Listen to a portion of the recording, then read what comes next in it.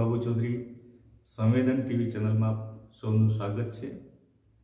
આદિવાસી સાહિત્ય મંચ જે આજના આદિવાસી સમાજની અંદર લોકોમાં મૌખિક રીતે પડેલું સાહિત્યનું જતન કરવાની ચિંતા સેવી રહેલા એવા આયોજકો જસવંતભાઈ બિસરા, જગદીશભાઈ ખાંડરા, રાજેશભાઈ પટેલ, મનોજભાઈ જાદવ જેઓએ નાનાકુંડા એનઆર રાઉત હાઈસ્કૂલ ખાતે આયોજન હાથ ધર્યું હતું, જેમાં દૂર દૂરથી પધારેલા સાહિત્ય રસિકો, સર્જકો, સંશોધક, સંપાદકો જેઓ પણ ઉપસ્થિત રહ્યા હતા।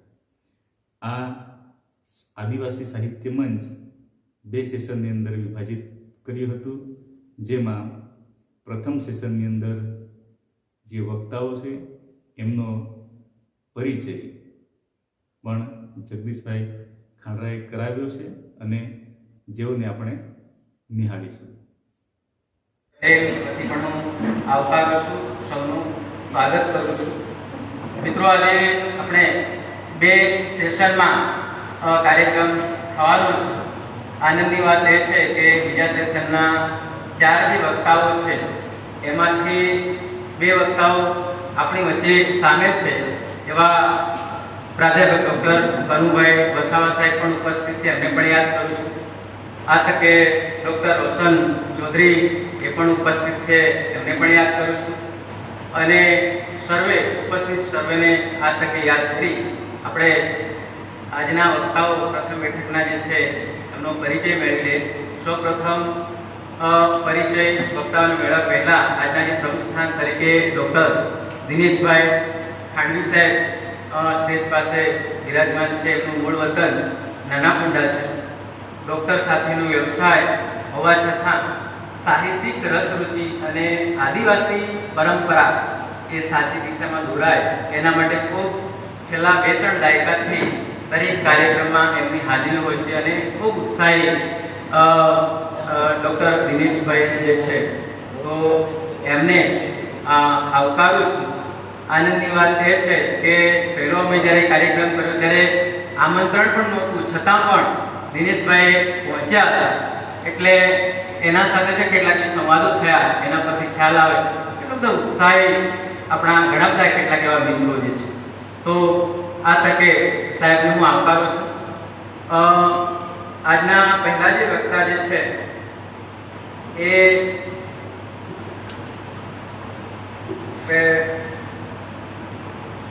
જયંતિલાલ બારિશ, ગામ કેશબંધ, સુબીર અને ડાંગ જિલ્લો। શૈક્ષણિક લાયકાતની વાત કરીએ તો MA, BEd, MA, PhD અને GSLET પાસ થયેલા છે। વ્યવસાય RK દેસાઈ કોલેજ વાપીમાં અધ્યાપક તરીકે તેઓ હાલે કાર્યરત છે। એમની પાસે ઘણા બધા પુસ્તકો આપણને મળે છે, 10 પુસ્તકો એમની પાસેથી આપણને પ્રાપ્ત થાય છે અને 38 જેટલા જુદા જુદા સામયિકમાં એમના લેખો પ્રગટ થઈ ચૂક્યા છે। આનંદની વાત એ કે સ્વરચિત 2 સર્જનાત્મક ક્ષેત્રે પણ 2 કાવ્ય સંગ્રહ હિન્દીમાં સાહેબ પાસેથી મળે છે। એ સિવાય પણ એમને એવોર્ડ પણ કેટલાક એમણે પ્રાપ્ત કર્યા છે। રાષ્ટ્રીય સ્તરે 5 એવોર્ડ એમને મળ્યા છે, આપણા માટે બહુ આનંદની વાત છે। રાષ્ટ્રીય સ્તરે ને ઇન્ટરનેશનલ સ્તરે પણ એમને 6 એવોર્ડ સાહેબને મળ્યા છે। આ તકે સાહેબનો આભાર કે જેઓ આપણે વક્તા તરીકે મળ્યા છે। બીજા આજના વક્તા જે છે પ્રાધ્યાપક દીપેશ કામડી, આપણે સૌ ઓળખતા હશે, ઘોડમાળના વતની, વાંસદા તાલુકો। MA, MK અને નેટની પરીક્ષા પણ પાસ કરેલ છે। PhDનો અભ્યાસ અત્યારે હાલ કાર્યરત છે। આપણે શુભેચ્છા પાઠવીએ કે તરત જ નજીકના સમયમાં ડોક્ટરેટ એ થાય। વ્યવસાય સરકારી વિજ્ઞાન અને વાણિજ્ય કોલેજ ભિલાડમાં વર્ગ 2 તરીકે અધ્યાપક તરીકે કાર્યરત છે। સાહેબ પાસેથી પણ આપણને 7 જેટલા પુસ્તકો મળે છે, 5 જેટલા સાહિત્યિક લેખો પણ પ્રકાશિત થઈ ચૂક્યા છે। સર્જનાત્મક ક્ષેત્રે સાહેબનું ખૂબ મહત્વનું એક કામ છે, એક કાવ્ય સંગ્રહ હિન્દીમાં મળે છે, મૃત પ્યાર। આપણે સમજી શકીએ છીએ કે એની કેવી ખળભળાટ છે। મૃત પ્યાર એ એમનો એક કાવ્ય સંગ્રહ છે અને એ સિવાય પણ એમણે ટુકડા બોલીમાં વાર્તા પણ લખેલ છે અને આ તકે નવયુવાન ઉત્સાહી કવિજીને હું આવકારું છું. ટુકડા બોલીમાં આધુનિકતા લેખ જે એમણે લખ્યો એ આકાશવાણી કેન્દ્ર વડોદરા પરથી પ્રસારિત પણ થયેલ છે. દીપેશ કામડીને હું આવકારું છું. ત્રીજા જે વક્તા આપણી વચ્ચે ઉપસ્થિત છે બહેનોનું પ્રતિનિધિત્વ તરીકે એમની જે હાજરી છે, તબિયત સારી નથી, ગઈકાલે ટેલિફોનિક વાત થઈ છતાં પણ એ આવ્યા છે, બહુ આનંદની વાત છે.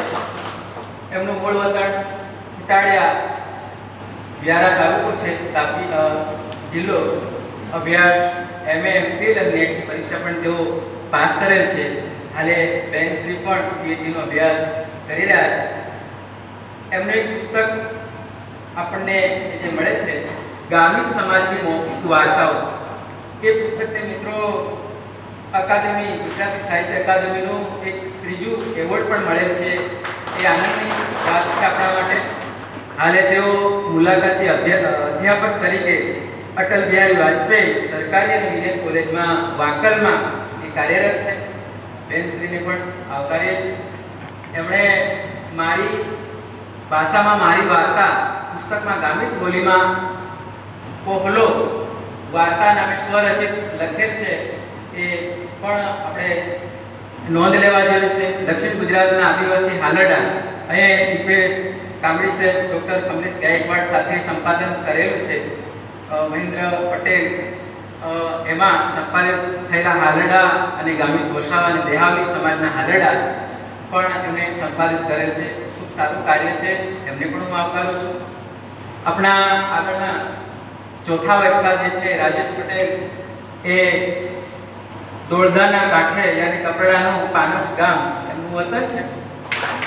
શૈક્ષણિક લાયકાતમાં પણ MA BEd અને હાલે તેઓ સિદ્ધુંબર હાઈસ્કૂલની અંદર આચાર્ય તરીકે સેવારત છે.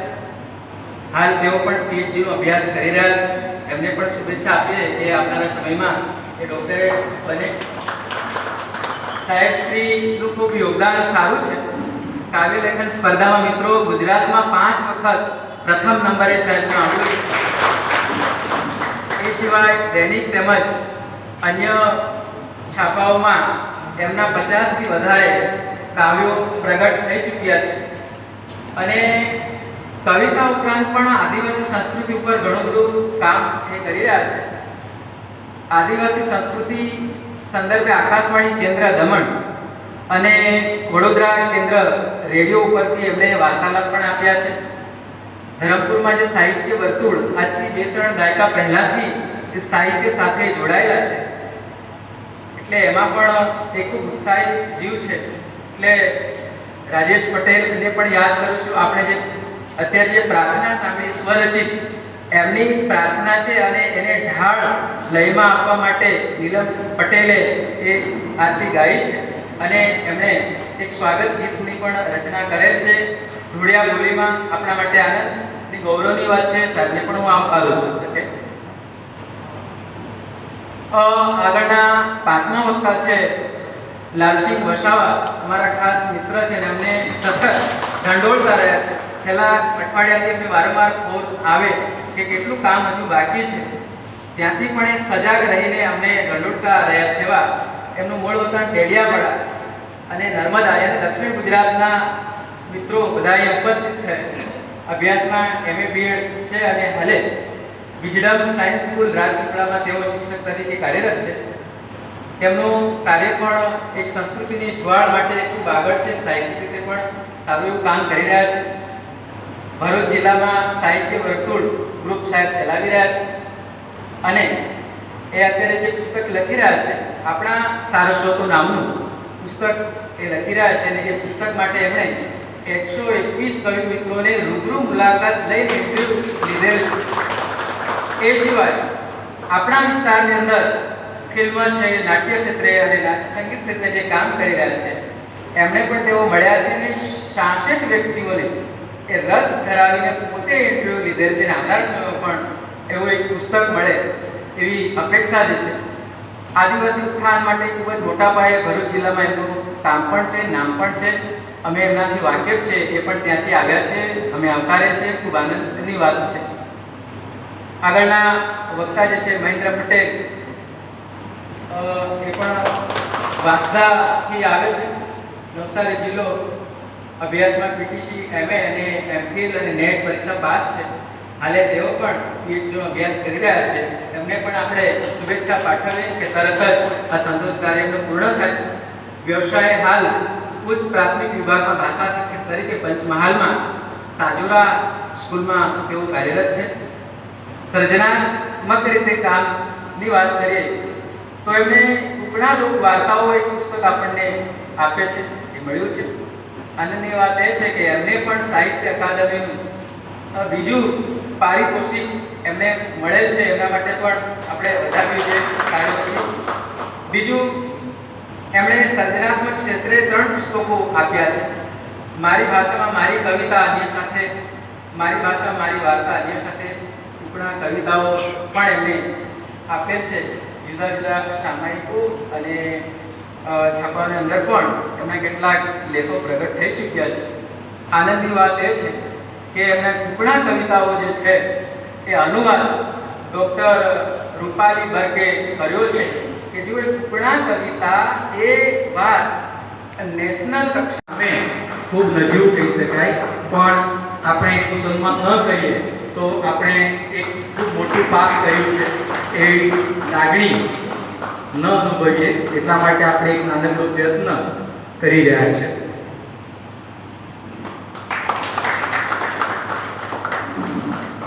ડૉક્ટર દિનેશભાઈ ગઢવી સાહેબનો ખૂબ ખૂબ આભાર. ડૉક્ટર દીપેશભાઈ કામડી સાહેબનું સ્વાગત શ્રી મનોજભાઈ જાદવ.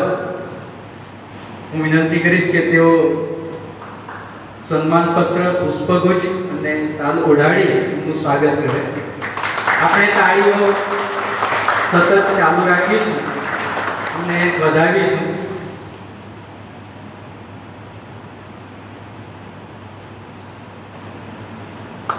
મનોજભાઈ જાદવ સાહેબનું પણ આ તબક્કે ખૂબ ખૂબ આભાર.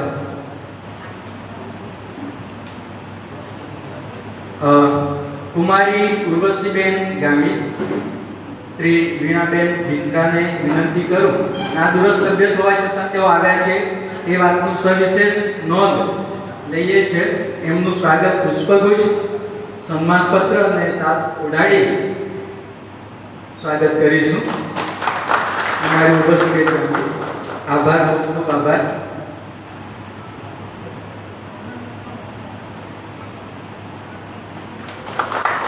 શ્રી રાજેશભાઈ પટેલ સાહેબનું સ્વાગત હું કાર્યક્રમના અધ્યક્ષ ડૉક્ટર દિનેશભાઈ ગઢવી સાહેબને વિનંતી કરીશ કે તેઓ પુષ્પગુચ્છ, સન્માનપત્ર અને શાલ ઓઢાડી એનું સ્વાગત કરે.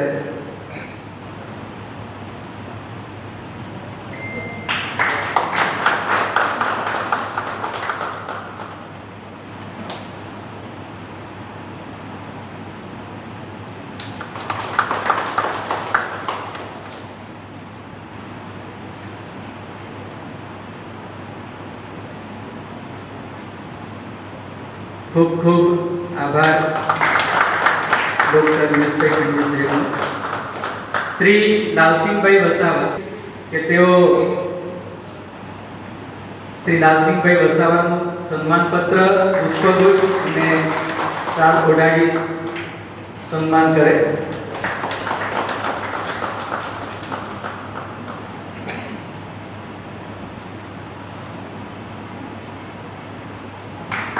શ્રી મહેન્દ્રભાઈ પટેલ, શ્રી બાબુભાઈ ચૌધરી સાહેબને વિનંતી કરીશ કે તેઓ સ્ટેજ ઉપર આવી અને શ્રી મહેન્દ્રભાઈ પટેલને સન્માનપત્ર, પુષ્પગુચ્છ અને શાલ ઓઢાડી તાળીઓ આપણે ચાલુ રાખી અને એમને પ્રોત્સાહિત કરીશું.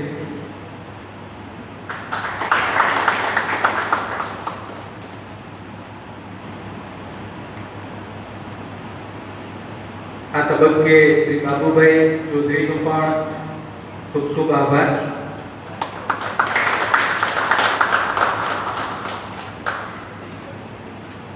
પ્રાધ્યાપક અને ડૉક્ટર શ્રી અરવિંદ પટેલ સાહેબ પધાર્યા છે, તો હું એમની આનંદ અને ગર્વ સાથે નોંધ લઉં છું અને તેમને હું વિનંતી કરું છું કે આગળની હરોળમાં આવી અને તેઓ પોતાનું સ્થાન ગ્રહણ કરે. ભાઈ વડુ સાહેબ તમારી રાહ જોઈ રહ્યા છે. છેલ્લા કેટલાક સમયથી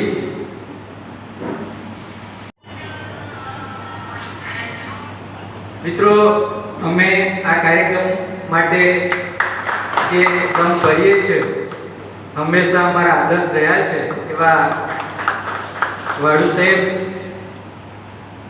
નો ખૂબ ખૂબ આભાર કે તેઓ આજે ઉપસ્થિત રહી અને અમને પ્રોત્સાહિત સતત કરતા રહ્યા છે. એવા વાડુ સાહેબનો આ તબક્કે ખૂબ ખૂબ આભાર. से अभिवादन करूंगा. आदिवासी साहित्य मंच नाम कैसा लिया है? सिर्फ आदिवासी के लिए ही है या गैर आदिवासी के लिए भी है? ये एक प्रश्न है कि नहीं? लेकिन भगवान ने हमें अच्छी तरह से सृजन किया है इस पृथ्वी पर. किया है ना कि नहीं किया है? मिट्टी से बनाया है हमने. जिस मिट्टी से पोले पाले पाले पोसे बड़े हुए हैं, इस मिट्टी का हमें गौरव है कि हम आदिवासी हैं, है कि नहीं? आदिवासी होने का हमें बिल्कुल बेइज्जत नहीं है. हमें वहाँ पर गौरव लेना बहुत बड़ी बात है, और वो भी आदिवासी होने के नाते कैसा साहित्य सृजन करना है ये हम पर डिपेंड करता है कि हम किस एंगल पे जा रहे हैं, किस हद से जा रहे हैं. तो भगवान ने हमें मनुष्यों का उत्पन्न किया है, लेकिन उन्होंने भी कुछ सोचा होगा. उन्होंने कुछ सोचा होगा, इसलिए हम पढ़े लिखे और अपना समाज के लिए क्या कर रहे हैं? उद्धार करना ये हमारा एक कर्तव्य है. हमारा समाज के लिए लड़ना हमारा एक कर्तव्य है. अगर हम अभी नहीं जागेंगे, अगर हम अभी भी सोए रहेंगे, तो हमारा समाज कहाँ जाएगा? अगर हम अपने समाज के लिए जीते हैं, समाज के लिए लिखते हैं, समाज के लिए लड़ते हैं, तो हमें कैसी रचना करनी चाहिए, कैसे परिपाटी पे हमें चलना होगा, तब जाके हमारा समाज आगे खड़ा रहेगा. अगर हमने साहित्य जगत में अपना योगदान देना है, आदिवासी साहित्य के क्षेत्र में अपना योगदान देना है, तो किस हरों पे जाना है हमें? अन्य साहित्य की तुलना में देखो आप, आदिवासी साहित्य बहुत कम लिखा जा रहा है, अभी भी बहुत कम लिखा जा रहा है. जैसे गैर आदिवासी समाज के अंदर साहित्य जगत में देखो आप, लेकिन अभी हमें क्या करना है? आदिवासी साहित्य सिर्फ अपने पॉकेट के लिए नहीं है, अपने समाज के लिए नहीं है, लेकिन हमें इंटरनेशनल लेवल पे जाके अन्य साहित्य के साथ उसकी तुलना होनी चाहिए. तब जाके अन्य जाति के लोग भी अपना साहित्य पढ़ पाएंगे और किस प्रकार लिखा जाता है और किस प्रकार ये समाज की उत्थान और उनकी पीढ़ी क्या है तो पहुंचाएंगे. नहीं तो आदिवासी कहलाएंगे, है कि नहीं? आदिवासी का मूल मंत्र क्या है? जियो और जीने दो. लेकिन गैर आदिवासी का क्या मंत्र है? हम खुद आगे बढ़ेंगे और हम खुद खाएंगे और खुद पिएंगे, है कि नहीं? हमारे समाज में हमारे बड़े बुजुर्गों ने यही हमें सिखाया है कि हमें क्या करना है, किस प्रकार की रचनाएं करनी है और समाज के सामने अपना उत्पीड़न किस तरह से लाना है, अन्य समाज के लिए हमें किस प्रकार से लाना है. ये साहित्य, ये हमारा लोक साहित्य कहलाता है. लोक साहित्य के अंदर जो समाज के अंदर या अपने लोग के बीच में जो घटित घटनाएं होती है, ये सचमुच में वहां प्रचलित होती है. जो लेखन के माध्यम से वो साहित्य में उजागर करा जाता है, तब जाके वो अन्य लोगों के साथ वो सुमेलित होती है. जैसे हम ब्रज भाषा देखो, ब्रज भाषा भी एक क्या है? ये अपना लोक साहित्य है, लेकिन वो क्यों अन्य जातियों से, अन्य लोक साहित्य से वो एक समतोल में बना रहता है कि अन्य जाति से वो एक जुड़ाव है. तो वैसा ही अपना एक साहित्य, ये आदिवासी साहित्य ये हमें नेशनल लेवल पे नहीं या अपना समाज लेवल पे नहीं, लेकिन इंटरनेशनल लेवल पे हमें उसे प्रचलित करना है। ये कर्तव्य किसका है? अगर हमने अभी ये दायित्व नहीं निभाया है तो अभी भी जो चल रहा है वैसे ही चलेगा, आदिवासी आदिवासी ही ले चलेगा। लेकिन आदिवासी होने का हमें इतना बड़ा गौरव लेना चाहिए। यही वक्तव्य मैंने उधर को सुना था नेपाल में, काठमांडू में जो मेरा वो वहां पर जाना हुआ, वहां पर भी आदिवासियों के लिए कुछ मायना नहीं है, कुछ मायना नहीं है।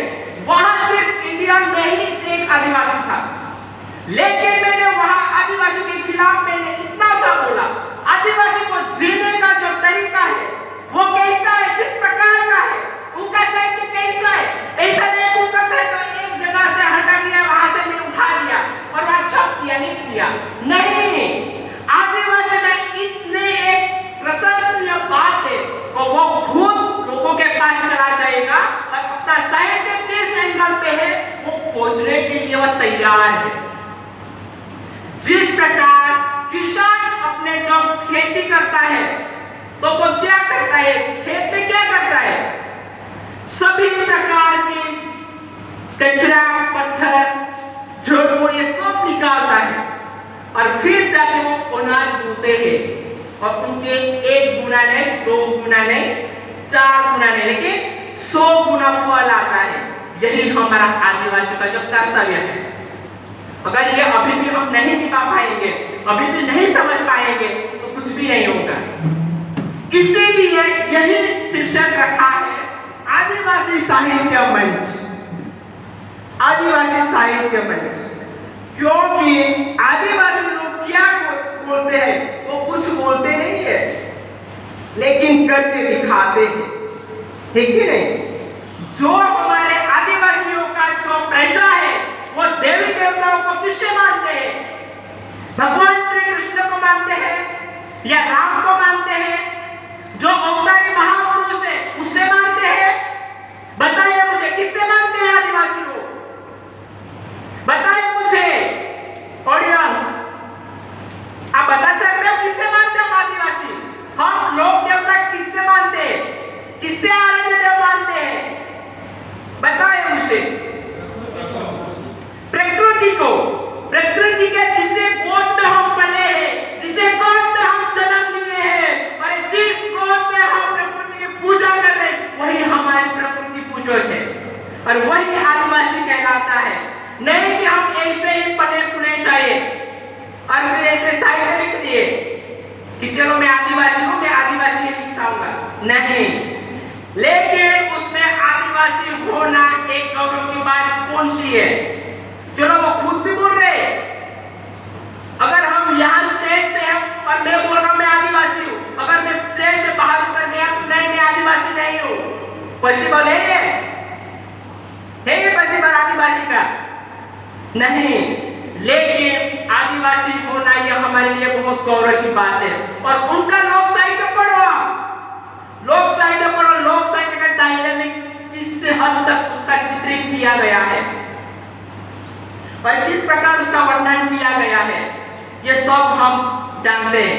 लेकिन जानते हैं उसके बावजूद भी अन्य जाति के जो लोक साहित्य है उनकी परिपाटी में लाना हम अभी तक नहीं सीखे, अभी तक हम नहीं सीखे। जो संशोधक है वो भी वही संसदीय के स्तर पर ही जाकर रुक जाता है। लेकिन उन्होंने ये सोचना चाहिए अगर मैं इस टॉपिक पर रिसर्च कर रहा हूं तो वो किस हद से मुझे ये उस पर रिसर्च देना है, किस हद तक उसका सारांश मुझे प्राप्त करना है, और वही आप अपने बुक के हिसाब से पब्लिश कर सकते हैं। और वह समाज के सामने हमारा एक क्या बन जाता है, अनमोल खजाना बन जाता है। ये चीज हमारे लिए बन जाती है जो आने वाली युवा पीढ़ी, अगर हमने अभी कुछ नहीं किया तो आने वाली युवा पीढ़ी क्या करेगी, उसके लिए हम तैयार होना है। जो लोक साहित्य के दायरे में है, अगर हम अभी नहीं जागे तो फिर कुछ भी नहीं होगा। जो आने वाली पीढ़ी है वो भी हमारे जैसे चला जाएंगे, नहीं वो प्रकृति को मानेंगे, नहीं फिर अवतारी पुरुषों को मानेगा। सबसे पहले वही बताएगा हमें, अवतारी पुरुष ही हमारा भगवान है।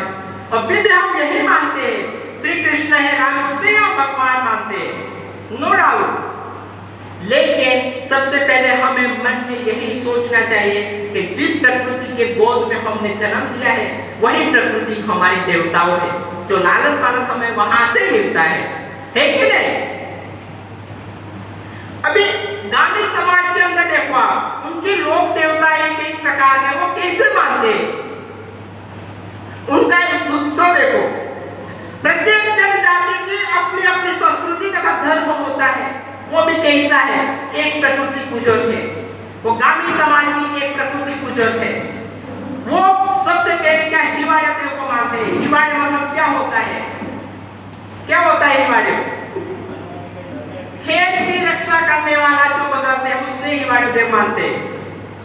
सबसे पहले वो क्या करते हैं, जो खेत उसको खेती करने के लिए लायक बनाते हैं, उसको पूरा संवारते हैं, उसी टाइम अनाज बोने के टाइम उसको पूजा किया जाता है, क्योंकि जो भी धान पकेगा उसकी रक्षा करना अवश्य है। हम उनकी रक्षा करते हैं, वैसे ही वो लोग भी अपना देवता आराध्य को बोलते हैं कि जो हम खेती की किया है, खेती बाड़ी किया है, उनकी रक्षा करना आपके हवाले कर देते हैं। हम अपने आम की बाड़ी सबके टके होगी, हम कितना चक्कर लगाते हैं, जब आम बेचते हैं ना तब कितना चक्कर लगाते हैं, कोई चोर तो नहीं आया, तोड़ के चला गया, है ना? तो वैसे ही ये हिवाड़े देव है, ये वैसे ही अपनी चोरी करता है, वहाँ एक अपना श्रद्धा के रूप में उसको पूजा जाता है और वो अपने खेत की रक्षा करता है। वैसे ही काव्य भूत, हम किसी ने देखा नहीं भूत कैसा होता है, देखा है किसी ने? नहीं, लेकिन हमारा मन के अंदर की जो विभावनाएं हैं, जो उत्प्रेरित चक्र भी चल रहा है हमारे मगज में, लेकिन उन्होंने क्या सोचा है, उन आदिवासी ने क्या सोचा, काया भूत मतलब काले छाए हुए बादल, उससे भी वो एक आराध्य के रूप में उसको बुलाते हैं कि ज्यादा दुख ना हो, हमारे खेत में ज्यादा बिगाड़ ना हो, उसके लिए उच्च छाया का भी जरूरी होती है। जब हम बीमार होते हैं तब अपने माता पिता की छत्र छाया होती है, वो हमें हॉस्पिटल लेके जाते हैं।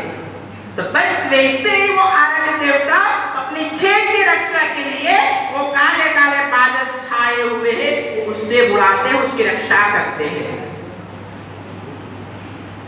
उसके बाद आता है गवाल देवता। हम आदिवासी लोग हैं तो पशुपालन का धंधा व्यवसाय करते हैं, तो उनके लिए भी ये व्यवसाय जरूरी है। और जो अगर ये व्यवसाय के लिए उन देवता को नहीं माना हमने, तो फिर जंगल में चराने लिए जाते हैं, तो क्या गाय बैल को बाघ खा जाता है, लेकिन वहां से उनकी रक्षा के लिए एक याचना करते हैं, प्रकृति को पूछते हैं कि नहीं, जो हमारे घेटे बकरे चराने के लिए जाते हैं, हे भगवान तू उनकी रक्षा करना, अगर हमने ये नहीं किया तो कुछ बिगाड़ हो जाता है। कहावत है कि हमने सुनी है, जो मजाक करता है उसे घेटे बकरे चराने जाते हैं और वो ऐसे बोलते हैं कि बाघ आया बाघ आया, ऐसे लोग दौड़ जाते नहीं जाते ना, सबसे पहले वो दौड़ के चले गए और लास्ट में असर में आ जाता है, पूरे खा जाते हैं, कोई आता नहीं। तो वैसे ही हमारा आराध्य देवता है। अगर हमने समाज के लिए नहीं खड़े हुए तो फिर हमारा उस दायित्व ही नहीं बनता, उस साहित्य रचने से भी कोई मतलब ही नहीं हमें।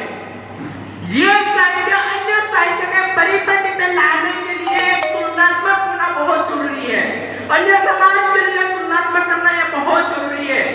ये साहित्य में ऐसा लिखा है तो ये जाति में ऐसा क्यों नहीं लिखा है, ये तुलना करना एक संशोधक के रूप में हम सबकी जिम्मेदारी बनती है, बनती है नहीं बनती?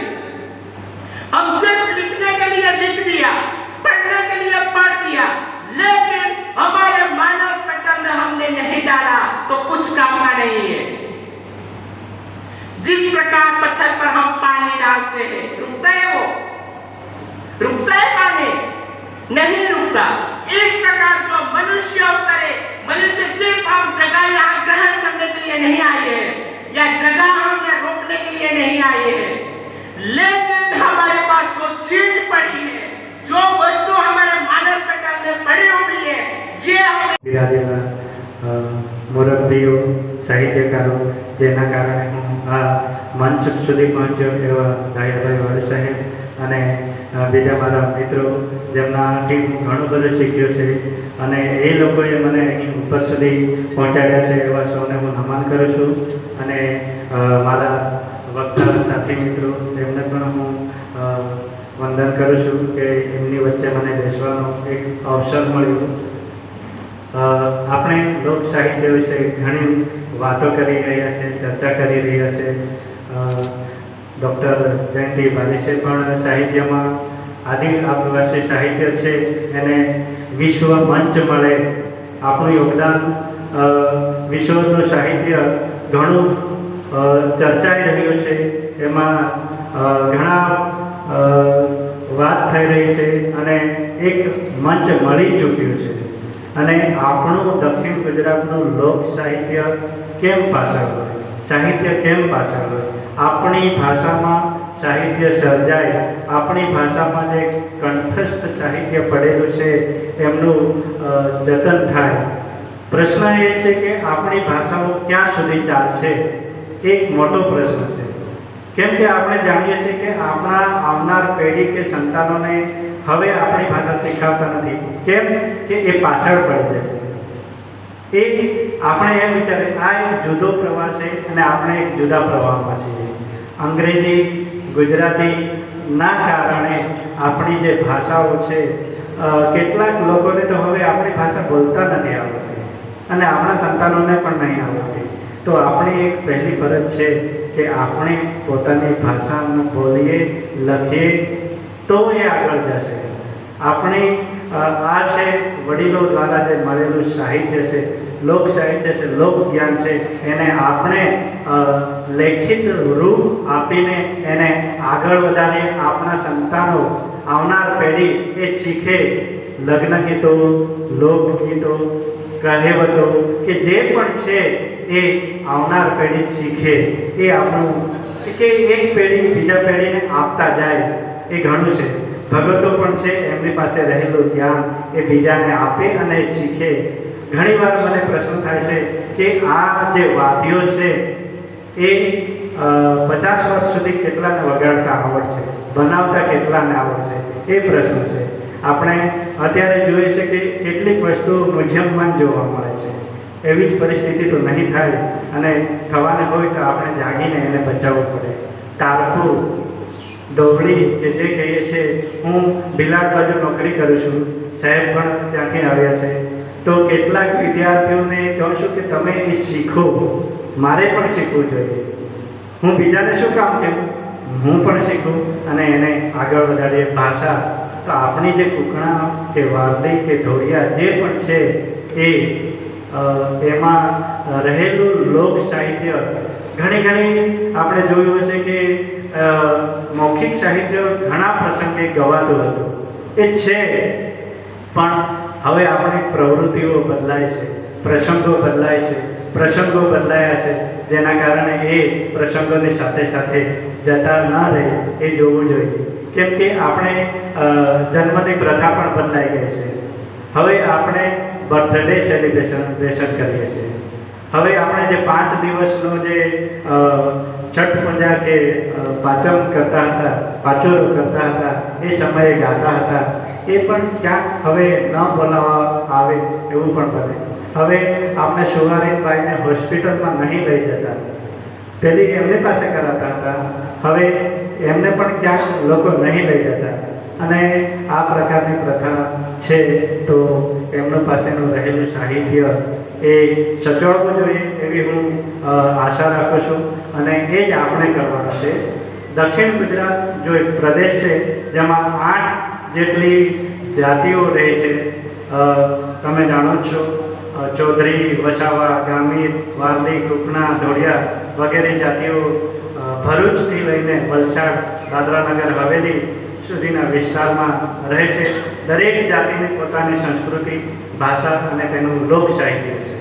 અને સાહિત્ય હવે એવું છે કે આપણે ભણ્યા છે તો આપણે હવે એ ભાષાઓ તરફ વળીએ અને એમાં કંઈક લખીએ તો આવનાર પેઢીને મળે કે આવી ભાષા છે ને તમે પણ લખો. અમે બીજા પાસેથી પ્રેરણા મેળવી છે, તો એવી જ પ્રેરણા આપણે બીજાને પણ આપવી પડશે, તો જ એમાં સાહિત્યનું સર્જન થશે. હવે આપણે કહીએ કે આદિવાસી લોક સાહિત્યનો ઇતિહાસ સંપાદન સંશોધનનો હું કહું છું ઘણો લાંબો નથી. સાહિત્ય સંપાદન સંશોધનની શરૂઆત જોઈએ તો આઝાદી પછી જ આપણામાં એ ભાવના આવી કે આપણું લોક સાહિત્ય છે એનું ક્યાંક તો લેખિત રૂપ થવું જોઈએ, અને એ માટે આપણને ઘણા બધા ગુજરાતના વિદ્વાનોએ આપણને સપોર્ટ કર્યો, પ્રેરણા આપી, પ્રોત્સાહન આપી.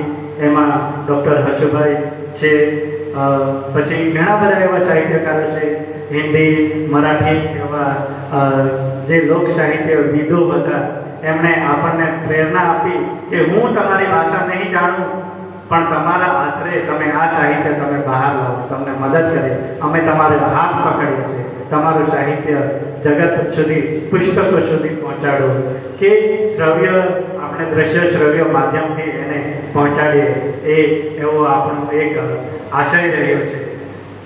તો આપણે આપણું જે લોક સાહિત્ય હતું એમાં સામાજિક ભાવના હતી.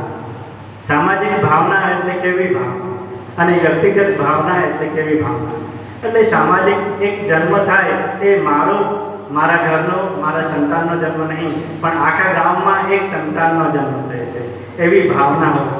એટલી ખુશી થાય આખા ફળિયામાં, આખા ગામમાં કે આપણા એક સમાજમાં એક બાળક પેદા થયું છે, પણ એ ભાવના અત્યારે છે. અને આપણે બીજાને, આપણા ઘરે જન્મ હોય તો બીજાને, પડોશીને કહીએ છીએ, નથી કહેતા. એ હવે આપણા વચ્ચે વ્યક્તિ અને સમાજ વચ્ચે થોડું અંતર આવ્યું છે. એનું અંતર આવવાના કારણો ઘણા છે, એ કારણો દૂર કરવા પડશે. આપણે એ લોકોની જે પરંપરા હતી એને આપણે ક્યાંક અસભ્ય કહીએ છીએ અને પોતાને સભ્ય માને છે. એવું પણ બની શકે, ભણેલા ગણેલા આપણે પોતાને માનીએ છીએ, બીજાને થોડા અભણેલા એવું માનીએ છીએ, અભણ માનીએ છીએ. પણ એમની પાસે રહેલું જ્ઞાન, એમના અનુભવો કેટલા મહત્વપૂર્ણ છે એ આપણે જોવું જોઈએ. તો આપણો લોક સાહિત્યનો જે ઇતિહાસ સંપાદન સંશોધન છે એ આઝાદી પછી શરૂઆત થઈ. એમાં લોકગીતો મારો વિષય છે. મેં રાખ્યું છે દક્ષિણ ગુજરાતના આદિવાસી લોક સાહિત્ય લોકગીતો સંપાદન અભ્યાસની પરંપરા, કે આપણે આ જે લોક સાહિત્ય સંપાદન ક્યારે શરૂઆત થઈ, કયા કયા વિદ્વાનોએ કામ કર્યું, કેટલો અભ્યાસ થયો છે, અને હજુ કેટલું કરવું જોઈએ, અને કઈ પદ્ધતિ, એ આપણે જોવું જોઈએ. મેં થોડી આપણો સમાજ અને વ્યક્તિ એ બેની થોડી ચર્ચા કરી છે કે વર્તમાન સમયમાં આદિવાસીઓ વ્યક્તિ જીવનની ભાવના વિકસી છે. આપણા સમાજમાં મેં અત્યારે વાત કરી કે આપણે સમાજ અનુસાર ચાલતા નથી, કાં તો સમાજ આપણે અનુસાર ચાલતો નથી. એ આજના આપણે સ્ટેજ પર ઉભેલા વ્યક્તિને લાગે છે કે આ વ્યક્તિને એવું લાગે છે કે આ તો મારાથી અલગ થઈ ગયો. એ દૂર થવું જોઈએ. એ આપણી પહેલી એક જરૂરિયાત છે, જેના કારણે વ્યક્તિગત ભાવના, અનુભવ, નિર્ણય એ સામાજિક ભાવના, સામાજિક નિર્ણયને અવહિત કરે છે. હું અલગ છું, મારામાં કંઈક વિશેષ છે, પણ આપણે એમાંથી જ આવે છે ને એમને જ આપણને અહીંયા આગળ આવે છે. તો એમનું અને આપણા વિચારો એક થાય, અને એ બે વચ્ચેના વિચારોમાં કંઈક ખૂટે છે તો જોડવાનું કામ આપણું છે. એ આપણે જાણવું જોઈએ અને કરવું જોઈએ. આ પાછળ વ્યક્તિ પોતાને સમાજથી પૃથક માને છે. હું અલગ છું, સમાજમાંથી આવ્યા છે, હું ભણેલો છું, એ એક અલગતાની નિશાની બની ગઈ છે. તો શું આપણે એ લોકોને છોડી દેવું જોઈએ? નહીં, એમના પાસેથી આપણે ચાલવું જોઈએ. એમની ભાષા કહેવામાં આવે છે કે ભાષા તો એ લોકોએ જ જાળવી રાખી છે, એવા શબ્દો પણ એ લોકોએ જ જાળવ્યા છે. આપણે તે છોડી દીધા અને અંગ્રેજી ગુજરાતી શબ્દો લઈ લીધા.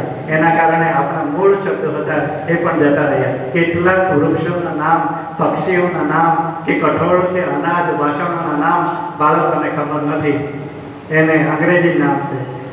લેડી ફિંગર ને આ બધા હોય તો આપણે એબીસીડીની ચોપડી પણ એ જ લઈ આપીએ. તો બાળકને એને બિલાડી નહીં તો કંઈ કે આને બિલાડી નહીં કહેવાના, આને કેટ કહેવાનું. તો આ પ્રકારની એક પ્રથા ઊભી થઈ છે. આપણી ફરજ એ છે કે આપણે એને બિલાડી પણ કહેવાય અને કેટ પણ કહેવાય એવું શીખવાડવું પડે કે અંગ્રેજીમાં આ કહેવાય ને ગુજરાતીમાં, અને જો બિલાડી કહી તો એને મરાય નહીં પણ કહેવાય કે ખૂબ જ આનંદની વાત છે. કહેવાનું મન થાય કે આપણે તો રહ્યા હરતા ફરતા પંખીડા, કોઈ દિવાળીની રાહે વ્યવહાર છે, તહેવારની રાહ ક્યાં જોવી, આપ સૌ મળો એક તો તહેવાર છે. જ્યારે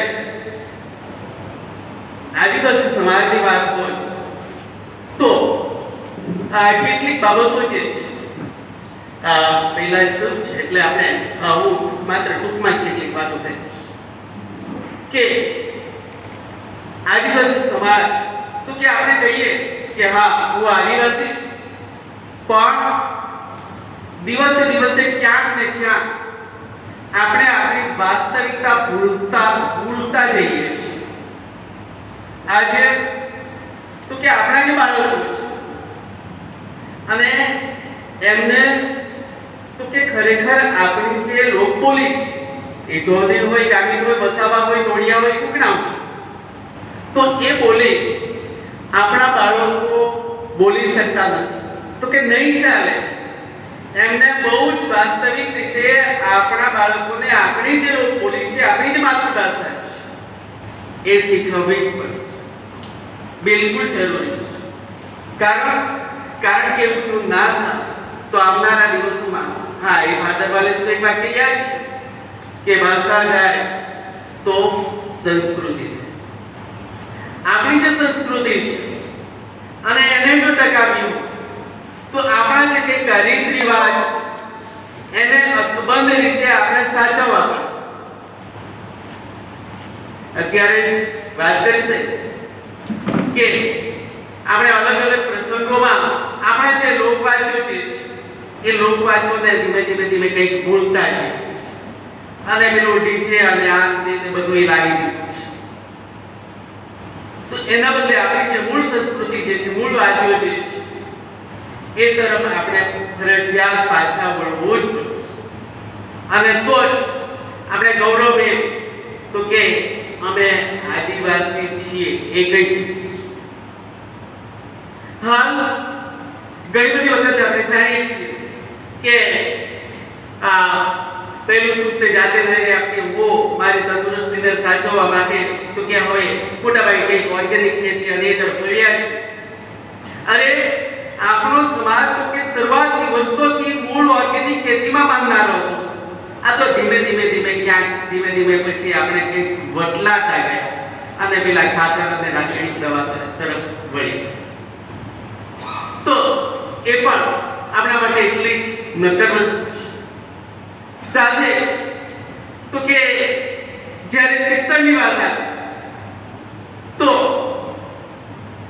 આપણા આદિવાસી સમાજ માટે આજે ઘણા બધા જે અંતરિયાળ ગામો છે અને ત્યાં શિક્ષણ માટેની જે સમસ્યા છે, સમસ્યા એટલા માટે કે બાળકો ક્યાં સ્કૂલમાં આવવા માટે તૈયાર નહીં, ક્યાંક બીજી તરફ બંધી જાય છે.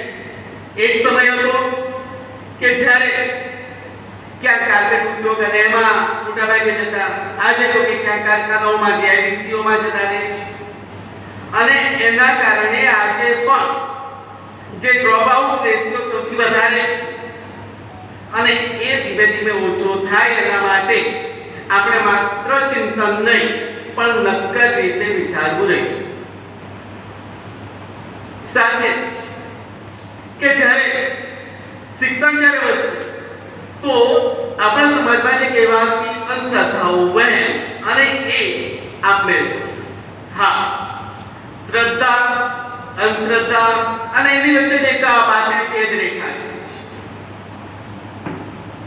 ઘણી વખત તો કે જ્યારે આપણે ત્યાં જે મોટા ભાગે જે વખતે હોસ્પિટલો નહોતી અને એ વખતે તો કે ક્યાંક વ્યક્તિ બીમાર થાય એટલે પેલા ભગત બુઆ અને એનો આશરો લેતા. પણ બહુ ગૌરવ સાથે કહીશ કે ભગત બુઆ તો એમની પાસે ચોક્કસ પ્રકારે ઔષધીય જ્ઞાન હતું અને એ ઔષધિઓ થકી એક ગમે એવા વ્યક્તિને સાજા કરી શકતા. એ નક્કી સત્ય છે. મને બરાબર યાદ છે કે આજથી કેટલાક વર્ષો પહેલા અમારે ત્યાં ધરમપુરમાં હમણાં ઉનાઈ વિસ્તારના એક કેશવ કાકા હતા અને એક લીમડાના ઝાડ નીચે એ દત્તમંજન કે એવું કંઈક આપતા વેચતા અને ત્યાં તો કે પોતે કોઈને પણ દાંત કાઢવી હોય તો એમને મેં પોતે ત્યાં બહુ સહજ રીતે કાઢી નાખે. હવે એ માટે જ્યારે પેલા ડેન્ટલના જે વિદ્યાર્થીઓને એમણે જ્યારે જોયું કે જ્યાં કોઈ ઓપરેશન થિયેટર નહીં, જ્યાં કોઈ બેહોશ કરવાની વ્યવસ્થા નહીં અને એક લીમડાના ઝાડ નીચે આ રીતે ખાસા એક પણ રૂપિયો લીધા સિવાય આ દાંત કાઢી નાખે છે, પેલાને બીજું કોઈ વધારાનું દર્દ થતું નથી. આ શું? તો કે આ અમારી આદિવાસી સંસ્કૃતિ છે, આપણે ગૌરવ છે. તો આજે દરેક બાબત છે અને સાથે જ તો કે આપણે જે અલગ જે કંઈક રીત રિવાજો છે અને એ રીત રિવાજોમાં પણ જે રીતે કંઈક ધીમે કંઈક બદલાવ આવી રહ્યો છે તો કે નહીં, આપણી મૂળ સંસ્કૃતિને આપણે સાચવવી જ નહીં. જેમ આપણે ત્યાં લગ્ન પ્રસંગ તો કે બહુ વ્યવસ્થિત રીતે આપણા જ વાદ્યો સાથે લગ્ન ગીતો ગવાય અને 3-4 દિવસનો એ આખો પ્રસંગ રહે. અને એમાંય તો કે જ્યારે ઘણી વખત એક ઘર જમાઈનો જે પ્રસંગ છે કે જ્યાં તો કે મા બાપનો દીકરી હોય દીકરો હોય નહીં અને ઘર જમાઈ કામની જ્યારે વાત છે અને ઘર જમાઈ એટલે કે એની જે એક મનોવ્યથા આખરે તો કે પોતે એક પુરુષ છે, સ્ત્રી છે તો કે એ તો બહુ સહજ રીતે સમાઈ જાય છે, ગમે એવા પરિવારમાં સમાઈ શકે છે. પણ પુરુષ અને એની જે એક મનોવ્યથા છે અને એના માટે તમારી ધોળિયા બોલીમાં કહેવાયું છે ગજમાઈ એટલે કે ખંધાય. તો કે એના માટે ધોળિયામાં એવું કહેવાયું કે ખંધા તે ખાય પૂરા ઓફે પૂરા, કે ખાસે કેટલું તો કે આપે કામ પૂરા કરી તો કે આખે પૂરા, કે કામ કેટલું કરશે તો કે એને કહીએ એટલું કરશે. તેથી કહેવાયું કે એમાં સરસ પછી કહ્યું કે ખંડાળ્યો રખે જાયા રા કુવારા મરી જાજા મૂળ ખંડાળ્યો રખે જાયા રા. તો આ જે એક પુરુષના હૃદયની જે વ્યથા છે સાથે જ આપણા જે દેવી દેવતાઓ છે તો કે આપણા જે મૂળ દેવી દેવતાઓ છે કંસરી દેવ છે, કંસરી માતા છે, મરી માતા છે, રામદેવજી છે અને એ બધા જે છે અમારા મિત્ર અને અમારા ગુરુ કહીએ એવા ડોક્ટર અરવિંદભાઈ પટેલ કે જેમણે બહુ સરસ રામદેવ પુસ્તક જે લખ્યું છે અને એમાં બહુ સરસ બધું જે વર્ણન છે એમાં જે અભ્યાસ થાય તો એ જે આપણા મૂળ દેવો છે કે જ્યાં આપણે પ્રકૃતિના પૂજક છીએ ત્યાં કોઈ સંપ્રદાય આવતા નથી અને જ્યાં સંપ્રદાય આવે છે ત્યાં પછી વાડ આવે છે. સાથે સાહેબે એક વાત કરી કે આપણું જે સાહિત્ય અને એ સાહિત્ય તો કે માત્ર આપણા સમાજ પૂરતું નહીં પરંતુ રાજ્યમાં, દેશમાં, ઇન્ટરનેશનલ કક્ષાએ પણ એની નોંધ લેવાની જોઈએ. અને હું ગૌરવ સાથે કહીશ કે અમારા વાડુ સાહેબના જે પુસ્તકો છે એની વિદેશની 3 યુનિવર્સિટીમાં સંદર્ભ સાહિત્ય તરીકે એનો સમાવેશ કરવામાં આવ્યો. તો વધુ નહીં કહેતા આપ સૌનો આભાર.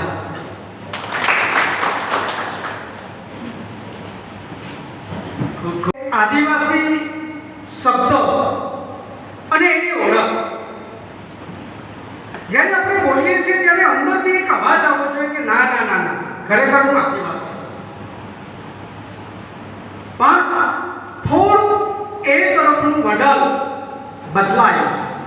આજે આપણા જ કુટુંબમાં ઘણા બાળકો પૂછવામાં આવે બેટા પેલું ડામરજ્યું આપને અથવા ડામરજ્યું શબ્દ તો પપ્પાએ શું એમ ડામરજ્યું એટલે શું, ઢીકો એટલે શું, એવા કેટલાય શબ્દો એવા છે કે ભૂસાતા જાય છે. અને આ પેઢી હાઈટેક પેઢી છે, આઈપેડ પર રમનારી પેઢી છે. એને કઈ રીતે આપણે આમાં જોતરાવીએ એનો પહેલો પ્રશ્ન તો આપણાથી શરૂઆત કરવી પડશે. કેમ આપણાથી એક દિવસ આપણી વેશભૂષા જે આદિવાસી છે એ ના પહેરી શકીએ? એ જુએ, એ જાણે અને સમજે, એની શરૂઆત આપણે કરવી પડશે. હું માનું છું કે આજની પેઢી આપણી બહુ સાંભળતી નથી. મિત્રો, થોડુંક આ ટ્રેન્ડ એ બિલકુલ જાણવા જેવું છે. સાંભળતી નથી. કેમ એવું થયું?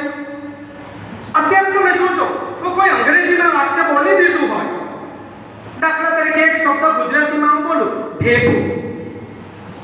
હું કેટલાક અંગ્રેજી માધ્યમના બાળકો 10મા ધોરણમાં ભણાવતો હોય ત્યારે એવું ઢેકું શબ્દ આવે તો તરત જ પ્રશ્ન ઉત્પન્ન થાય, what is meaning of the ઢેકું?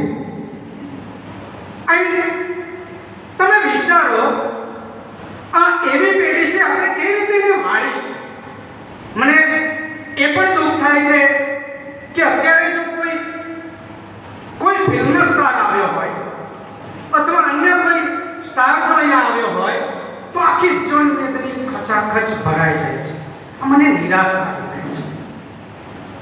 કેમ એવું?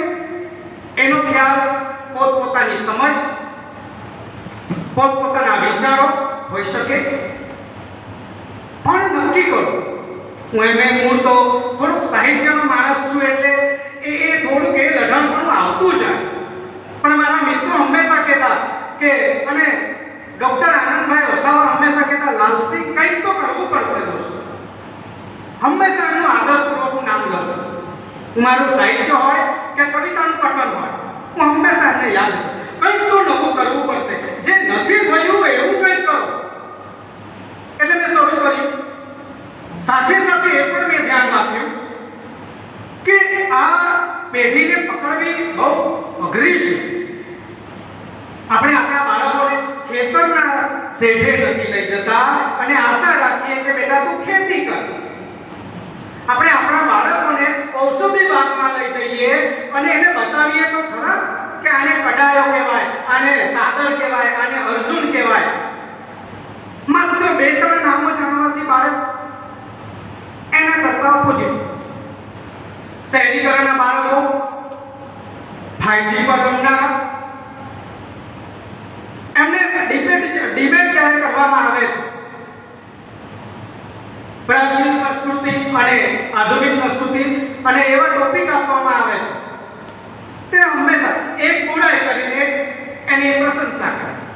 પણ એ નક્કી છે એટલું થોડુંક તો છે આ બાબતમાં કે આદિવાસી વિસ્તારમાં રહેતા બાળકોને જંગલના ઔષધિઓ અથવા જંગલના 1-2 વૃક્ષોના નામ તો ખબર હશે. એની સાથે શહેરના બાળકોને આપણે પૂછીએ તો કાંઈ નહીં, ઉલટું લઉં છું પાછું.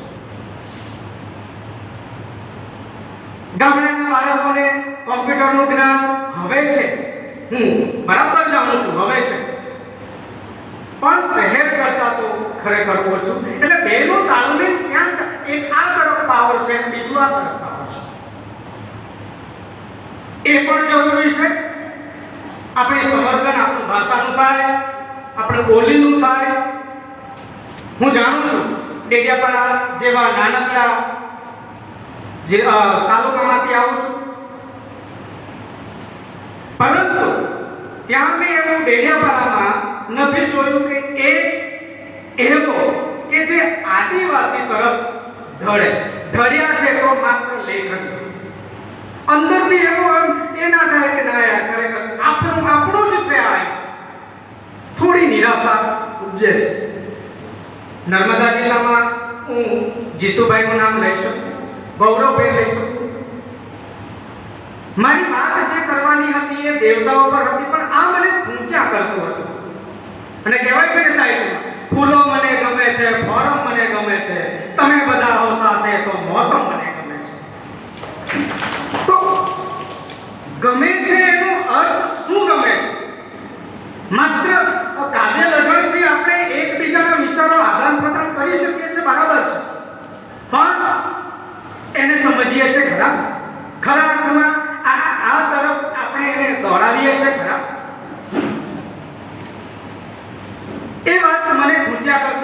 એટલે મેં નક્કી કરેલું કે મારે જેના પર વાત કરવી છે એના કરતાં 2 મિનિટ હું આ ચોક્કસ વાત કરીશ.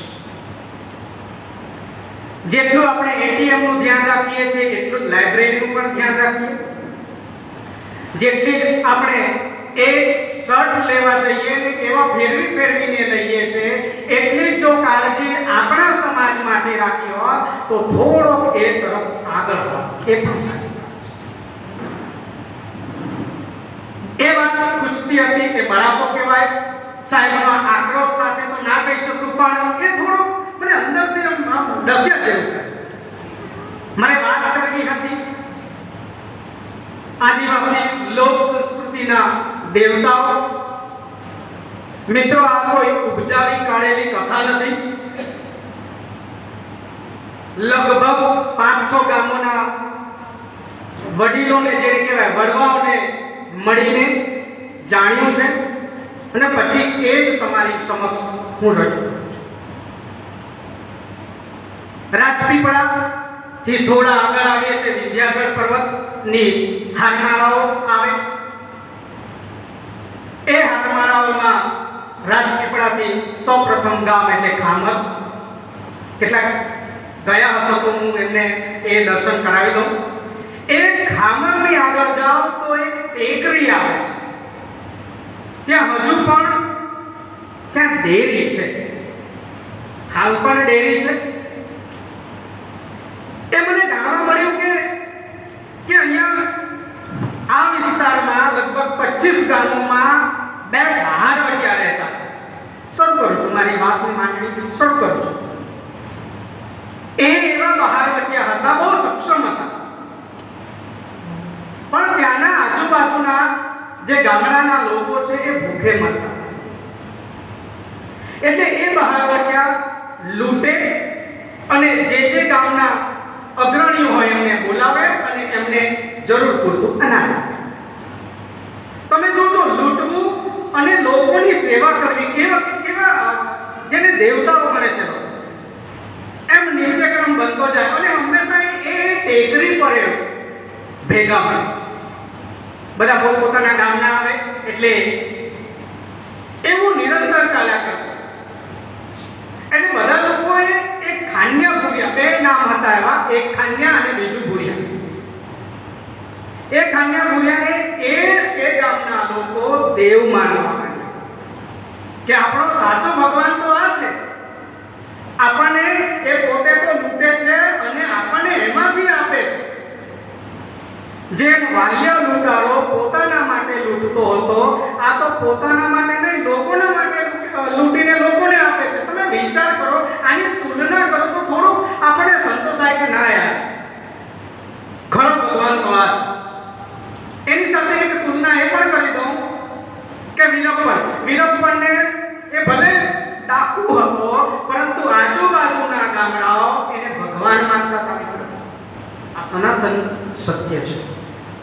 એમના માટે તો ભગવાન જ એટલે એ આખું જે 25 ગામના લોકો એ એમને ભગવાન માનવા માંડ્યા. અને ત્યાં દેવી છે, ત્યાં શ્રીફળ વધેરે અને જય ખાન્યાદેવ, જય ભૂર્યાદેવ એવું કહેવા લાગ્યા. હતો વ્યક્તિ જેમ જલારામ બાપા, પાંડુરંગ શાસ્ત્રી આઠવલે એમ વ્યક્તિઓ હતા, એમ આ પણ 2 વ્યક્તિઓ હતા. તમે વિચાર કરો, કાર્યસિદ્ધિથી એ મદદ કરવાની ભાવનાથી કેવી ઉત્તમ એમની કાર્યની સિદ્ધિઓ સ્વીકાર કરી. એટલે એ તો કહેતા કે મને તમારે ભગવાન નહીં ગણવાનું. ફરી વખત બોલું છું મિત્રો, આ ઉપજાવી કાઢેલી કથા નથી. એટલે મને તમે ભગવાન અને સામે બેસેલા સાહિત્ય રસિક મિત્રો, આપ સૌનું સ્વાગત. અને હું જે કાંઈ થોડું શીખ્યો છું એ આપની સામે રજૂ કરવા જઈ રહ્યો છું. મારો આજનો વિષય છે આદિવાસી લોક પરંપરાનું કથા સાહિત્ય. થોડી વાર એની પૂર્વે કરી લઉં, પછી આપણે સીધા સંપાદન અને એમાં કઈ વિશેષતાઓ આપણને મળે છે સીધી જ વાત કરીશ. થોડુંક તમારા પક્ષે પણ હું આશા રાખીશ કે તમે એ કથાઓથી અવગત થશો. આદિવાસી લોક સાહિત્યનું સ્વરૂપ વ્યાપક તેમ ઘણું વિશાળ તો છે જ. એમાં એ લોકકથા સાહિત્યની વાત મારે કરવાની હોય તો એમાં તો વિપુલ પ્રમાણમાં વિષય વિવિધતા તો આપણને મળી જાય. નાના ભૂલકા માટે કહેવાતી બાળ વાર્તા હોય કે પછી દિવસ રાત ચાલતી હોય કે રાતોની રાત ચાલતી હોય એવી લાંબી કથાઓ પણ આપણને મળે અને તે પણ વિશિષ્ટ. એમાં જીવન રીતિનું તમને દર્શન પણ થાય. તો અનુભવ વૃદ્ધોએ એમાં કેળવેલું જ્ઞાન પણ તમને મળે. તમારે એમાંથી કાઢવું પડે સમજીને. એમાં માત્ર મનોરંજન નથી મિત્રો. આપણે ઘણી વખત એ સાહિત્યને એવી રીતના સમજીએ છીએ, પણ મનોરંજન નથી માત્ર એ, પરંતુ વીતેલા સમયનો સાર પણ એમાં પૂછાયેલો છે. એમાં આદિમંશો પણ તમને મળશે. સંગીતના અવનવા સુરોની સાથે કથનની એમાં અવનવી આવડતો પણ મળશે. તમારે એની પાસે બેસવું પડશે, સમય કાઢવો પડશે, વિતાવવો પડશે. આદિવાસી કથા સાહિત્યનું સૌથી મહત્વનું પાસું તે તમે ક્યારની વાત કરો છો એ ભાષા અને સંસ્કૃતિનું તેમાં પડઘાતું પ્રતિબિંબ છે. આ કથા સાહિત્ય આદિથી આજ કંઠોકંઠ જ કહેવાતું ગવાતું આવ્યું છે. આ કથા સાહિત્ય કથ્ય અને ગેય તેમજ કથ્ય ગેય એમ મિશ્રિત સ્વરૂપે પણ આપણને મળે છે. આ સાથે વાદ્યના તાલે કહેવાની આ પરંપરા જ વિશિષ્ટ પ્રકારની છે. જીવનના મહત્વના પ્રસંગે સાથે ઋતુગત પ્રસંગો કે ઉત્સવોના સમયે જ આ કહેવાતું આ કથા સાહિત્ય અને મર્યાદામાં બંધાઈને પણ ગવાતું કહેવાતું આજે પણ જીવંત છે. હા, અપવાદરૂપ કેટલીક કથા સાહિત્ય આપણને ગમે તે સમયે સાંભળવા તો મળે છે. જે તે લોકનું પોતાનું આગવું કથા સાહિત્ય હોય છે. એ પ્રમાણે હું જ્યારે વાત કરવા જઈ રહ્યો છું ત્યારે મારા કેન્દ્રમાં માત્ર મેં દક્ષિણ ગુજરાતને નજરમાં રાખ્યું છે, એટલે મારું કાર્ય અહીં સીમિત મેં રાખ્યું છે. તો એ પ્રમાણે દક્ષિણ ગુજરાતમાં વસવાટ ધરાવનાર આદિવાસી લોકોને તેમની પોતીકી લોક ભાષામાં પોતીકું કથા સાહિત્ય છે. આ કથા સાહિત્ય સંદર્ભે વિગતે વાત કરતા પહેલા એ શબ્દ સંજ્ઞા વિશે પણ આપણે સમજવું રહ્યું. તો કથા શબ્દ જે છે એ કથા શબ્દ કથ ધાતુ પરથી ઉતરી આવ્યો છે. એની સાથે જોડાયેલો વાર્તા શબ્દ પણ જોડાયેલો છે.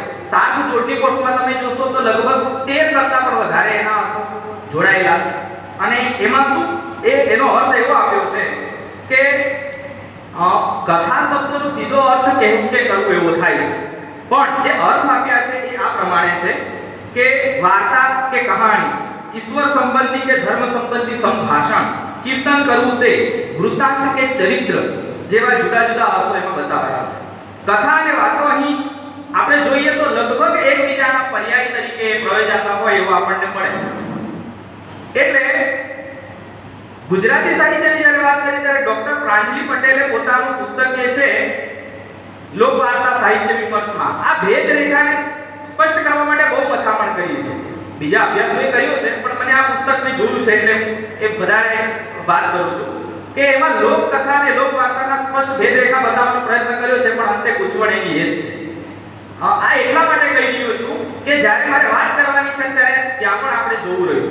હવે આદિવાસી કથા સાહિત્યમાં કથા અને લોકવાર્તાની બાબતે આપણે સ્પષ્ટ ભેદરેખાની વાત કરવા જઈએ ત્યારે લગભગ સ્પષ્ટ મળે છે એ વાત. આદિવાસી કથા સાહિત્યની જ્યારે આ સ્વરૂપની વાત કરું છું ત્યારે મારી સામે ડોક્ટર કમલેશ ગાયકવાડ બેઠા છે. એમને અને એમના સાથી મિત્ર પ્રાધ્યાપક પ્રીતિબેન પટેલે એ આ કથા સાહિત્યને બે ભાગમાં વહેંચે છે કે પરંપરા રૂઢી શ્રદ્ધા સાથે સંકળાયેલી કથાઓ અને બીજું જે છે એ મનોરંજન સાથેની કથાઓ.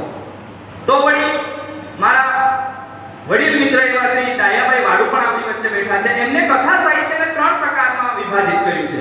એક દેવોની કથા, મરણ પ્રસંગે ગવાતી કથાઓ અને મનોરંજન વખતે ગવાતી કથાઓ. ઘણા સાહિત્ય અભ્યાસકોએ સ્પષ્ટ કરવાનો પ્રયત્ન કર્યો છે અને આપણે એ દિશામાં હવે કરવું જોઈએ. આ પ્રકારો જોતા અગાઉ ચર્ચા કરી એ મુજબ આદિવાસી લોકકથા સાહિત્યમાં કથા અને લોકવાર્તામાં આપણે લગભગ સ્પષ્ટ છીએ અને જો એમાં કામ થાય તો લગભગ સ્પષ્ટ થઈ શકે એમ છે. હવે આ બંને સ્વરૂપોમાં સામ્ય અને વૈષમ્ય એક બે વાતને લઈને હું કહીશ તો કે આ કથાઓ કથ્ય અને ગેય એમ મિશ્રિત છે. ગવાય છે, પછી એનું થોડું કથન થાય છે, ગવાય છે. પણ લોકવાર્તાઓ એ કથ્ય અને ગેય એમ મળે છે. લોકવાર્તાઓ પણ એ પ્રમાણે મળે છે, પરંતુ કેટલીક લોકવાર્તાઓ લગભગ પદ્ય કાવ્ય શૈલીએ ચાલતી પણ મળે આપણને અને કેટલીક વાર્તાઓ સંપૂર્ણ ગદ્યમાં મળે છે. કથા હોય એમાં ઘાંગડી કે થાળી જેવા વાદ્યો અનિવાર્ય છે, જ્યારે લોકવાર્તા સ્વરૂપની અંદર નથી. કથાઓનું કથાનક દીર્ઘ સ્વરૂપનું છે. આ કથાઓ આપણી જે છે જ્યારે લોકવાર્તાઓ કથાનક ટૂંકું છે, અપવાદરૂપ મળે પણ છે, લાંબા કથાનકો પણ અપવાદરૂપ છે. શ્રદ્ધા કથાઓ જીવન ચક્ર અને ઋતુ ચક્રના મહત્વના પ્રસંગોએ ગવાતી હોય છે અને એમાં સ્થળ અને સમય બંને નક્કી છે, નિશ્ચિત છે. જ્યારે લોકવાર્તામાં સ્થળ સમયનું બંધન નથી, ગમે ત્યારે માંડી શકાય અને ગમે ત્યારે એમાં રસ તરબોળ આપણે થઈ શકીએ. શ્રદ્ધા કથા ગાનાર ભગત જે છે એના ગુરુ સાથે રહીને કઠિન આચાર સંહિતાનું પાલન કરીને એક કથા કેળવે છે અને પછી એનું માંડણ કરે છે. જ્યારે લોકવાર્તામાં એવું નહીં, ઘણી વખત તમે કમલેશભાઈ જોડે પહોંચી જઈએ તો ભગત ભણવા માંડે અને પછી વાત કંઈક બીજે પહોંચે, એવું પણ થાય. એટલે એવા જે લોકવાર્તા તો ગમે તે માંડી શકે અને એવું એમાં નથી કથામાં. આ ઉપરાંત પણ હોકારીઓ, વળોટ છે કે આડ કથાઓ, એવી ઘણી બધી બાબતોમાં તમે સામ્ય વૈષમ્ય તપાસી શકો છો, તમને મળી શકશે. હવે એક મહત્વનો મુદ્દો એ છે કે આ થોડું ચર્ચાઓના અંતે અમારા મિત્રો સાથે થોડી ચર્ચાના અંતે મને એ પણ દેખાયું કે આદિવાસી કથા સાહિત્યમાં કેટલીક એવી કથાઓ છે કે જે સ્વરૂપગત વિશિષ્ટતા જોતા આપણને લોક મહાકાવ્ય તરફ પણ લઈ જાય, આપણને એમ સંશય જન્મે એવી છે. હવે લોક મહાકાવ્યના કેટલાક મહત્વના લક્ષણો કહીને લક્ષણો એમાં કયા મળી જાય તો કે વંશની કથા, નાયક અને નાયિકાને કેન્દ્રમાં થઈને કથાનું થતું માંડન, કથાકથન, ખંડવાબદ્ધ કથાકથન, કથામાં પડઘાતી જે તે સમાજની પોતીકી અસ્મિતા છે, એમાં ધાર્મિક મહત્તા પણ એની એટલી જ છે. પૂજાવિધિ સાથે આ કથાઓ ચાલે છે, મર્યાદા સાથે બંધનને ચાલે છે. એમાં તમને વિશિષ્ટ જીવન દર્શન મળશે, મંગલાચરણ પણ થાય છે, સ્થળ સમયનું બંધન પણ નિશ્ચિત છે. ખેર, તમે બધા મારાથી વિદ્વાનો બેઠા છો, એ દિશામાં કદાચ આ મારો સંકેત કંઈક મોટું કામ લઈને આવે તો મારા માટે એ ભાગ્યની વાત સાબિત થશે. હું આપણે ત્યાં થયેલા સંશોધનો વિશે પછી વાત કરીશ, પણ એ પહેલા એમના કેટલીક વિશિષ્ટતા તરફ મારો વિશેષ ઝોક છે. એટલે કદાચ સમયનું નડતર મને થાય એના પહેલા હું લગભગ એ વિશિષ્ટતા તરફ જ જવાનો પહેલા પ્રયત્ન કરીશ. તો આ કથા સાહિત્ય છે શું છે આ કથા સાહિત્યની અંદર? મારા પ્રથમ સાથી વક્તા જયંતિલાલ બારીશે તો બહુ સરસ વાત કરી કે વિશ્વ લેવલે એને મૂકો, તુલનાત્મક કરવું જોઈએ, પણ એના મુદ્દા ઉપર હું આવીશ. પહેલો મને એમાં વિશેષતા એ લાગી કે આ આદિવાસી સાહિત્ય વિષયની દ્રષ્ટિએ બહુ સમૃદ્ધ છે આ સાહિત્ય.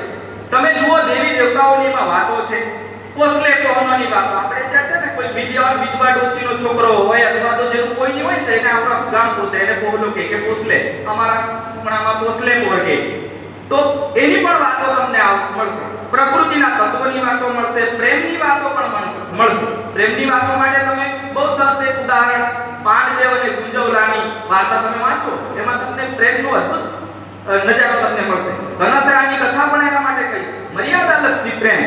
કેટલી સરસ વાત છે જ્યારે ડુંગરમાં મિલન થાય છે કનસરા સાથે, દેવ કનસરા સાથે. તમે જુઓ, ખળખળ ઝરણા છે, આજુબાજુ પ્રકૃતિનું કેટલું બધું આવલંબન છે. આપણને પેલા કાંતિ યાદ આવી જાય, એટલું સરસ. અને ત્યાં તાંબે મોહવર, તમે જુઓ, મોહવર વગાડે છે, પણ મોહવર તાંબા પ્રકારનું મોહવર મને લાગે છે, એટલે એવો શબ્દ પ્રયોગ થયેલો છે કનસરી કથામાં. ડાયા સાહેબે એ કથા આ કરી છે. એટલે એ પણ એવા પ્રેમના પણ તમને અંશો મળશે. અને બીજું બહુ સમૃદ્ધ વાત પછી થઈ ગઈ છે, એમાં ખેતી અને પશુપાલન. આદિવાસી કથા સાહિત્યનો એક મહત્વનો મુદ્દો હું કહું છું, પ્રથમ દ્રષ્ટિએ મુખ્યત્વે એમાં ખેતી અને પશુપાલનની આખી કડી મળતી હોય, લગભગ વણાઈ જતી હોય છે. સ્થળ વિશેષ કે વ્યક્તિ વિશેષની વાતો પણ તમને મળશે. હવે સ્થળ વિશેની વાતો પછી વાત કરીશ, વ્યક્તિ વિશેષની વાતો પણ મળશે. તમે જોઈ લો કે વિક્રમ રાજાની વાત તમે લો તો એના માટેની ઘણી બધી કથાઓ મળે છે, બીજા પ્રાંતમાં પણ મળે છે. મારું તો એક એવું પણ દ્રષ્ટિકોણ આવ્યું છે કે એક મને વાર્તા મળી છે, એનું આખું ને આખું બેઠું સૌરાષ્ટ્રની અંદરથી એક પાઠાંતર મળે છે. બોલો, એટલે છે સાહિત્યકારો, કવિઓ અને સાહિત્ય રસિકો ઉપસ્થિત રહ્યા. એ પૈકી અહીં જે મંચ પર વિરાજમાન મારા સાથી મિત્રો અને મંચની નીચે જે મારા પૂજની, વંદની અને પ્રેરણાદાયક છે એવા મહાનુભાવો અને સાહિત્ય રસિકો, ખૂબ લાંબા સમયથી અહીં જે આયોજક ભાઈઓ છેલ્લા 2 માસથી એની તૈયારી કરી રહ્યા હતા, એમની જે પહેલ છે એ પહેલ પણ એક પ્રેરણાદાયક છે કે સમાજમાં આજે જે તારલાઓ છે કે જે સમાજ માટે લખવાની શરૂઆત કરે છે. મિત્રો, ગુજરાતી સાહિત્ય જોઈશું, હિન્દી સાહિત્ય જોઈશું કે અન્ય ભાષા બોલીનું સાહિત્ય જોઈશું, તો આપણા સમાજનું સાહિત્ય હસ્તલિખિતમાં ખૂબ ઓછું જોવા મળે છે.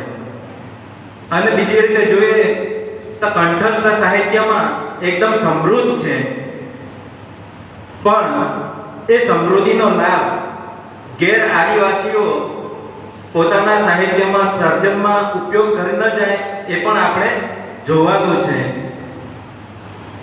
આજે આપણા જે સાહિત્યના જે મૂલ્યો છે, એમાં જે શબ્દો છે, એમાં જે રચનાઓ છે, એમાં જે કહેવાનો ભાવાર્થ છે, એને પણ બીજા ગેર આદિવાસીઓ હેક કરી જાય છે અને પોતાની કૃતિ છે એ રીતે પ્રસ્તુત કરે છે. એટલે આ તબક્કે આપણે એ પણ ધ્યાન રાખવા જેવું છે કે કોઈ આપણો સંદર્ભ ટાંકીને આપણા સમાજને, આપણા આખા સમુદાયને કોઈ ગલત રીતે અર્થઘટન ન કરે એ પણ જોવાની જવાબદારી આપણી છે.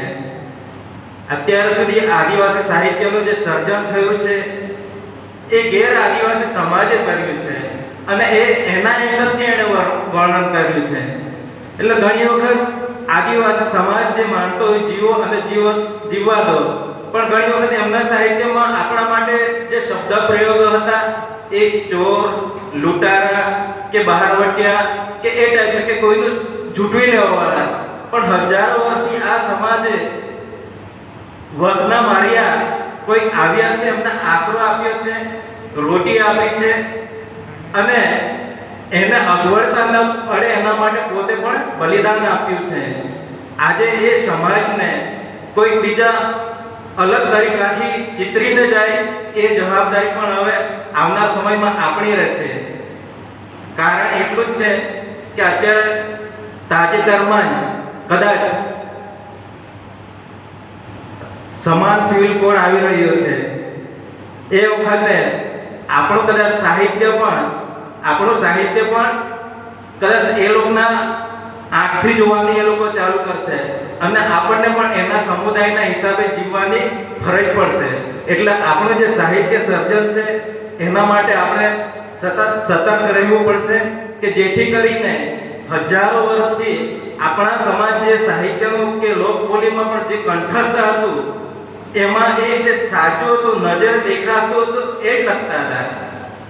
ભાઈ શ્રી વાત કરી કે કવિ કાલિદાસે જે સાહિત્યનું સર્જન કરેલું, પણ એના કરતાં ઉચ્ચ વર્ગનું સાહિત્ય તો આપણી લોકબોલીમાં જે જોવા મળે છે એમાં તમે એક મિનિટનું કે એક સેકન્ડનો ઉપયોગનો પ્રયોગ કરીને વર્ણન કરેલું છે કે જે ઘણા વર્ષો પછી પણ જે ઘટના ઘટવાની એનું પણ વર્ણન કરેલું છે. તેમાં પણ ખાસ કરીને જે કંસરીની વાત કરે છે એ કંસરીની વાતમાં તો આજે પણ વિજ્ઞાનિક અભિગમ જે જોવા મળે છે એ રીતે એનું સંપૂર્ણ વર્ણન જોવા મળે છે. શરૂઆતમાં જ્યારે કંસરીની ઉત્પત્તિ થઈ અને જગતને પોષણકર્તા તરીકે એ પ્રચલનમાં આવી, પણ કંસરી દેવીને મોટાભાગના જે દેવો હતા એ પોતાને પસંદ કરી લે છે.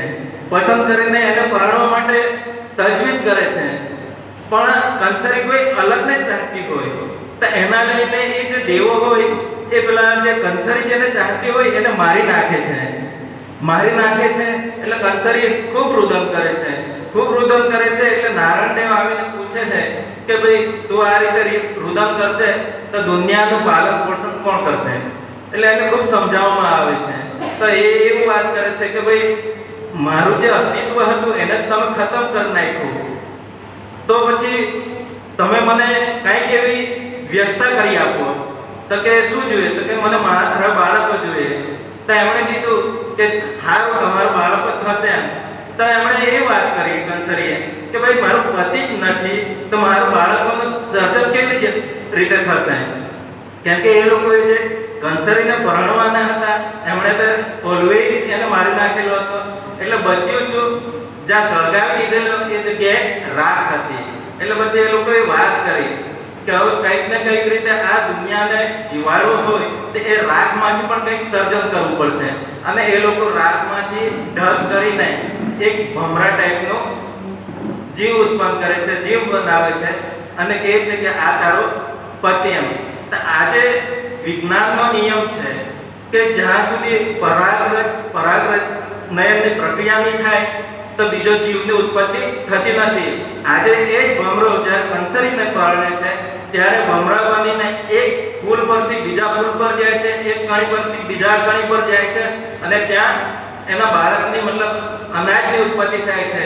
એટલે એ સમયે પણ એ જે અભિગમ હતો, લોકવાર્તા હશે, લોક સાહિત્ય હશે, પણ હજારો વર્ષથી લોકકંઠે ચાલી આવ્યું છે. આજે પણ જ્યારે કંસરીની વાત થાય છે ત્યારે એનો ઉલ્લેખ કરવામાં આવે છે. તો આપણું સાહિત્ય કેટલું વૈજ્ઞાનિક અભિગમ વાળું હતું, પણ આજે દેખાદેખીથી અહીં મંચસ્થ ભાઈઓએ કહ્યું કે જ્યારે ભૂલેલા છે તે કોણ ભૂલેલા છે? જેણે હાઈ એજ્યુકેશન લીધી છે એ લોકો ભૂલ્યા છે. બાકી જે લોકો પેઢી દર પેઢી જેણે હાચવેલું છે એણે બધું જ સાચવ્યું છે. એણે અત્યારે આપણો જે આદિવાસી સમાજનું અસ્તિત્વ છે એ અભણ જેને આપણે ગણીએ છીએ એણે કલા, સંસ્કૃતિ, સાહિત્ય બધું જ સાચવેલું છે, પણ એ બધું લોકકંઠે છે. આજે સમાજમાં એવા ઘણા તારલાઓ છે કે જે આપણો ફોલોવર છે, તો એમને પણ આપણે આવનાર સમયમાં જ્યારે સમૃદ્ધ સાહિત્ય આપવાનું છે ત્યારે એ તરફ એવા જ ખેડાણ કરીશું જે આજે સમાજમાં કે ભૂતકાળમાં સમાજમાં હતા એને અદ્દલ એ રીતે જ પ્રસ્તુત કરીશું. આ તબક્કે કહેવાનું તો ખૂબ છે પણ સમયની મર્યાદા છે અને જમવાનો સમય પણ થઈ ગયો છે. ત્યારે અહીં જે આયોજક કર્તાઓએ મને જે મંચ પર માન અને સન્માન આપ્યું એ બદલ હું ખૂબ એમનો આભારી છું. અને અહીં હું મારી વાણીને વિરામ કરું છું. મારાથી કદાચ જાણતા અજાણતા શબ્દોને સારી રીતે અભિવ્યક્તિ કરી શકાય ન હોય તો ક્ષમા ચાહું છું. આપ લોકોએ મને સહન કર્યો તે બદલ આભાર. જોહાર. જય આદિવાસી. ખૂબ